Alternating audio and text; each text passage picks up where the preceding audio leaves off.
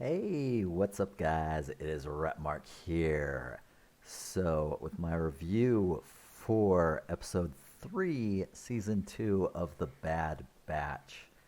And wow, what an episode it was. This episode, in my opinion, probably should have been the one that started everything off.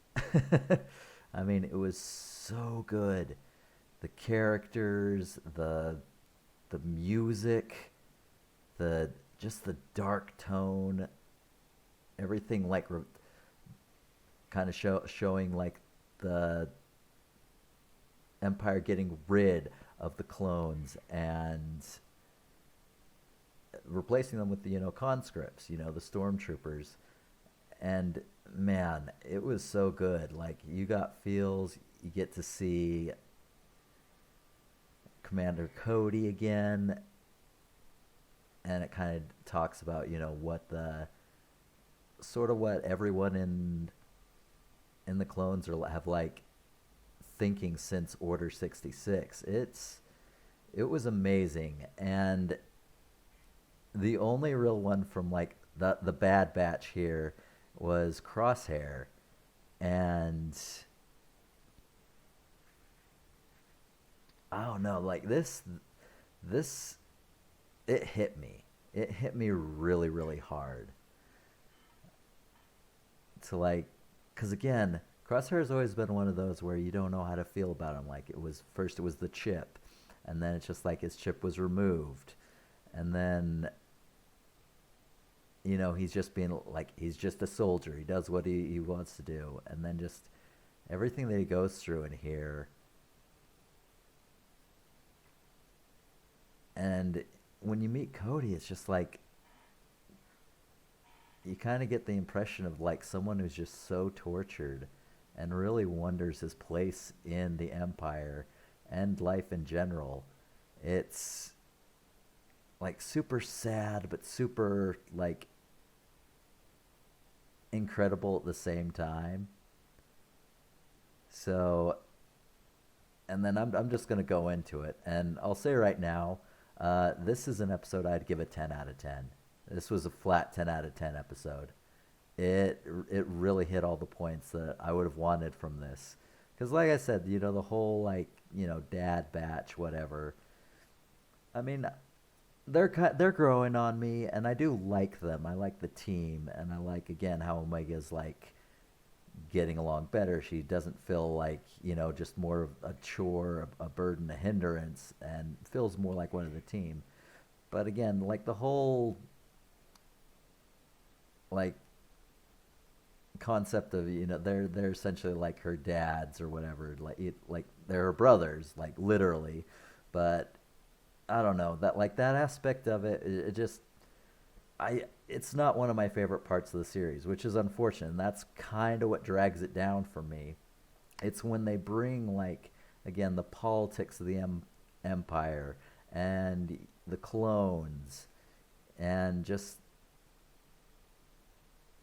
like so the more gritty thing, like, and again it's still like a fun way, and I see like that's what they're doing with the show, and that's fine.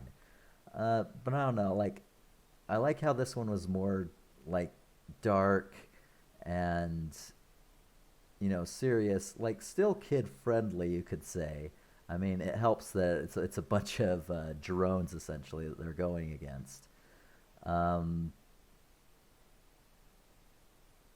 Droids, sorry, not drones, droids. Uh,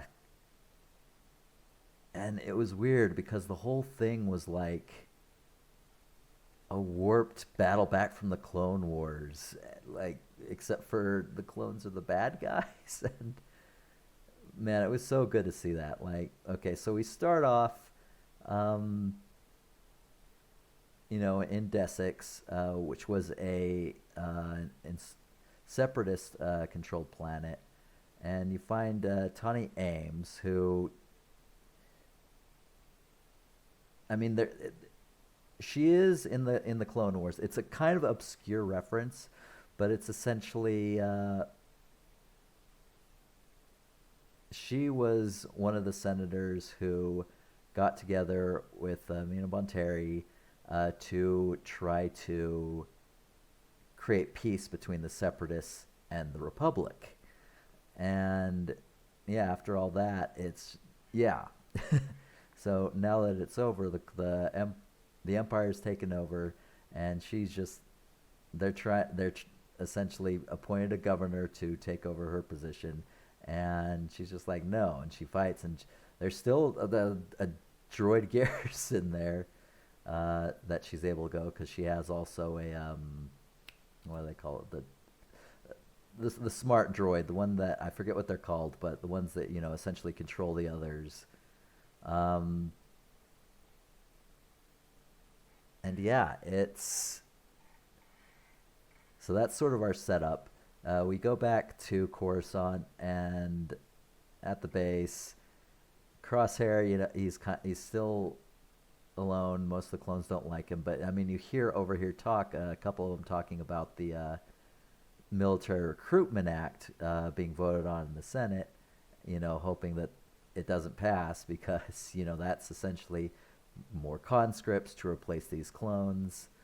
And there's just so few clones in the mess hall. It's kind of really sad. Like, in the Clone Wars, all these mess halls are so filled, but now there's so few of them left, and it's super sad. So anyway, he goes to um, Rampart. Admiral Rampart calls him. Essentially, it's just you asked him why he stayed, even though he was left for dead. Why did you come back? He's just like, I'm a soldier of the Empire. And so he sends him on another mission. He's not going to be in command. He sends him with Commander Cody. And when you first see him, he mentions that a lot of droids are starting to question the order and all that. And just from even that initial point, I saw him as someone who was like ready to leave. He wanted to go as well, especially when Crosshair is just like, well, they're traitors, just like the Jedi, and Cody is just like, good soldiers follow orders. So I think he was kind of sizing him up, and then so they go in, and Groton, she essentially captures the Imperial governor and refuses to let him go until the Empire recognizes her as the legitimate governor and her planet, Desix, an independent planet. And they're just like, oh, hell no. So they're going to go in, they're going to overwhelm, all the defenses, and then find the governor and save him. But they realize that they're not going to be peaceful about it, so they immediately shoot him back.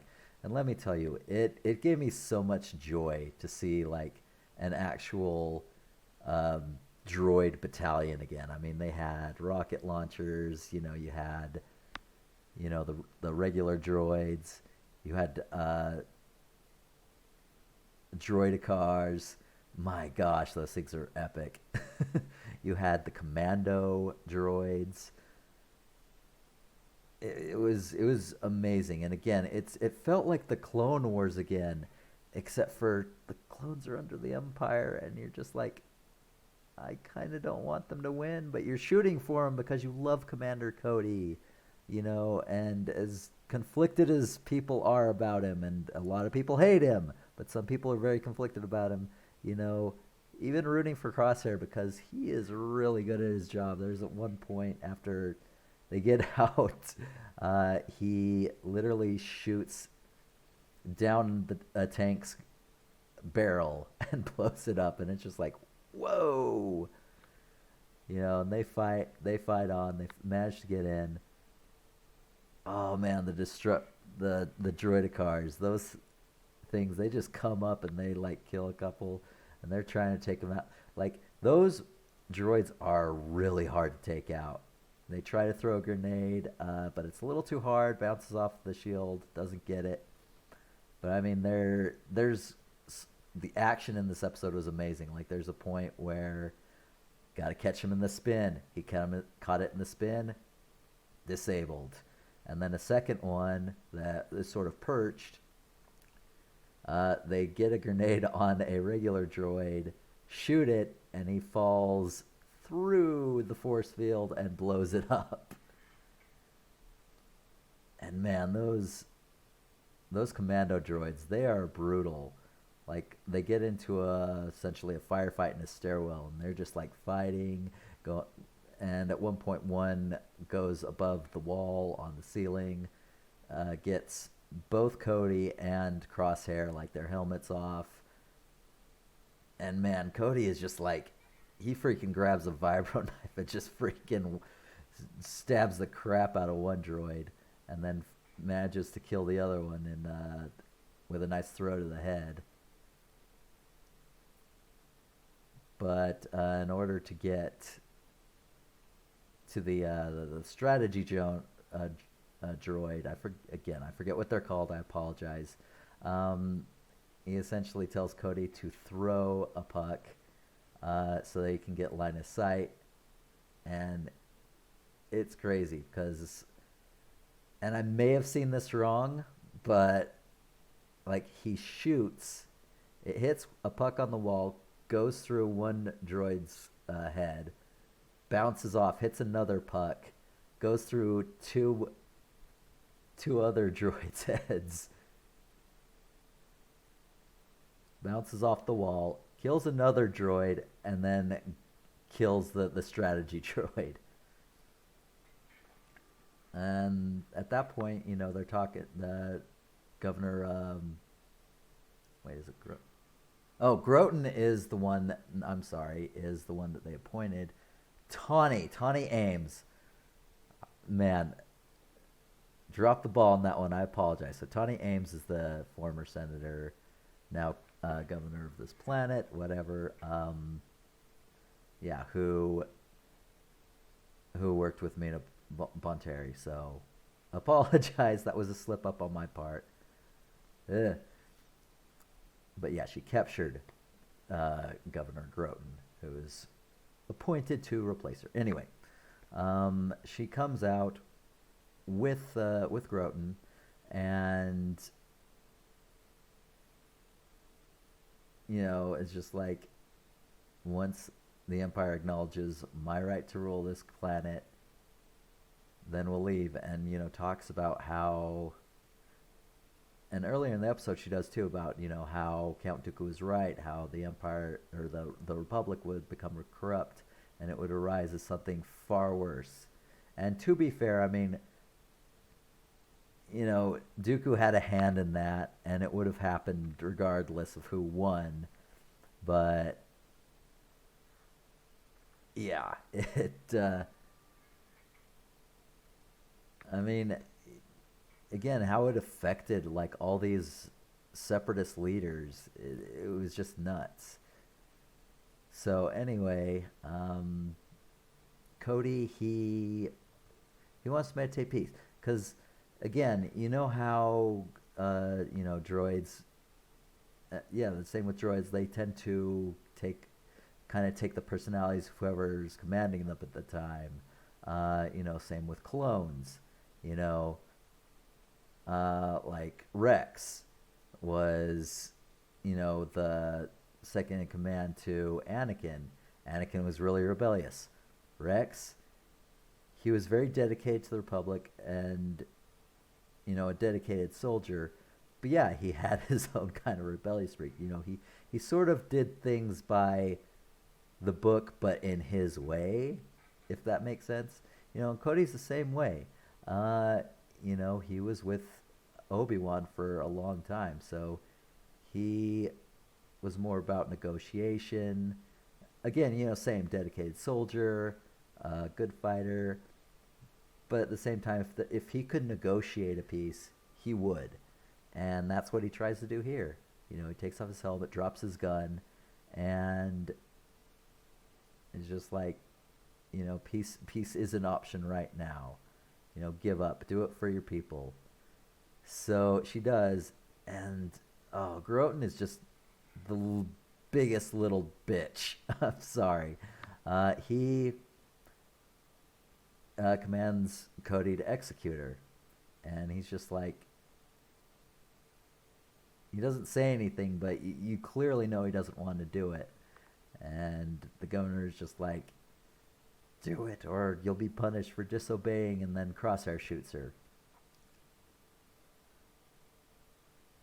And the music, oh my gosh, when it pans onto him, is just so incredible. Like, the music for this whole episode is actually really, really good. And then the Imperials, they take over. They go through everyone's houses, take like everything. It shows them carrying like supplies, cargo boxes to the ship, and then as Cody and Crosshair and the remainder of the clones are getting ready to leave, new conscripts are coming to replace them, to take their place as a garrison. So he goes, and him and Crosshair have another batch between the two of them at the memorial, memorializing the clones that died in the first battle of Geonosis. That's what that thing was. And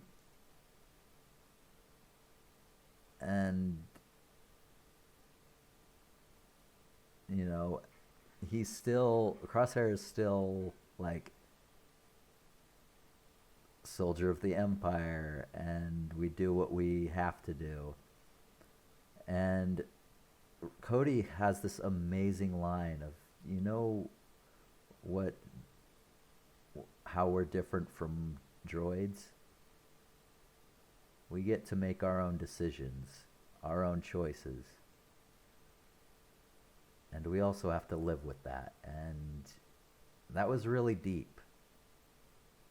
Again, you hear that line, and the expression on his face, and the animation, by the way, is amazing. Like, it is definitely better than in the first season, and I'll keep saying that. But yeah, like, he still struggles with the fact that he fired at Obi-Wan, and I don't know if he still thinks he killed him. Probably, because he kind of disappeared. But, I mean, he still wrestles with that fact. And then Crosshair, like, he just kind of looks stricken. And then in the beginning, it has him asleep. His alarm wakes him up. He goes to get food, and he gets called in. But after that, it looks like he hasn't gotten any sleep. Like, what Cody said to him really got to him. And I think there always has been a struggle within Crosshair. I don't think we're going to see the culmination of that until the end of this season, unfortunately. But yeah, I do think that what Cody said did get to him on some level. And we're going to start to see that as the series progresses. At least I hope so, because it's good storytelling. It adds good drama. And again, he's eating again by himself. None of the clones want to see him. And gosh, the room is just so empty. Like, every clone death just hits you so hard, especially if it's one that you know or heard of or was referenced, whatever. He goes to Crosshair's office, and he's just like, you're to report to, I forget what the number is. From what I've read about the number, when I looked it up, it's someone who is probably there through the beginning of like the first battle of Geonosis. So that should be interesting. But yeah, he asked, what about Commander Cody?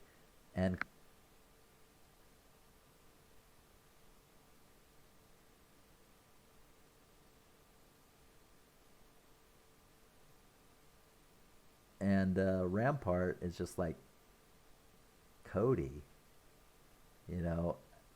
And then so he gives him his designation, and he's just like he he's gone AWOL. And yeah,